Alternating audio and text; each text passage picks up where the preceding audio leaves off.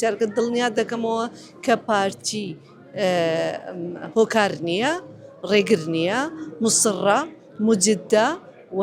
زۆریش مهتەمە، یان بایەخ بەوە دەدا کە لەوە زیاتر حکوومەتی نوێ و کابینەی نوێ دوانەکەوێ و پەرلەمان دەست بەکاری خۆی بکات.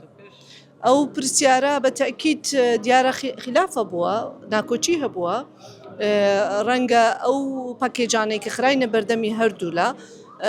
بەداخەوە لەسەر هەندێک بابەت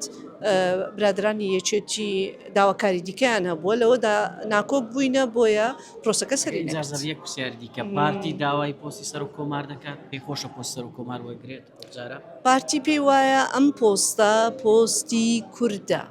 واتە وەکو پشک پشتی کوردە، بۆیە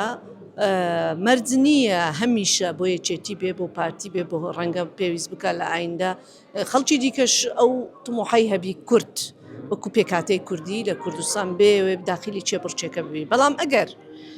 ڕێککەوتن بکرێ، ئەگەر دانوستاندن بکرێ، گفتوگۆ بکرێ، لەسەر هەموو پرسەکان ڕێک بکەون، ئەو کاتە ڕێک دەکەون کە ئەم پشکە بەبەرچێ بکەوێت. وێ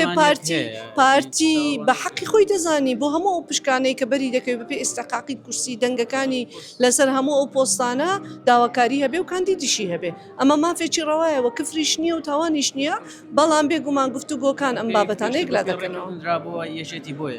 ئاخر بۆیە هەمیشە دەمانگوت و دەگوترا پەیامی پارتی هەمیشە وا بوو با پاکێجەکان تێکەڵاو نەکرێ، پرسی حکوومەتی هەرێمی کوردستان پرسێکە، پرسی بەغدا پرسێکی ترە، بەڵام بەداخەوە پرۆسەکە ئەوەندە دواکەوت تا پاکێجەکان تێکەڵ ببن و ئاڵۆز بن.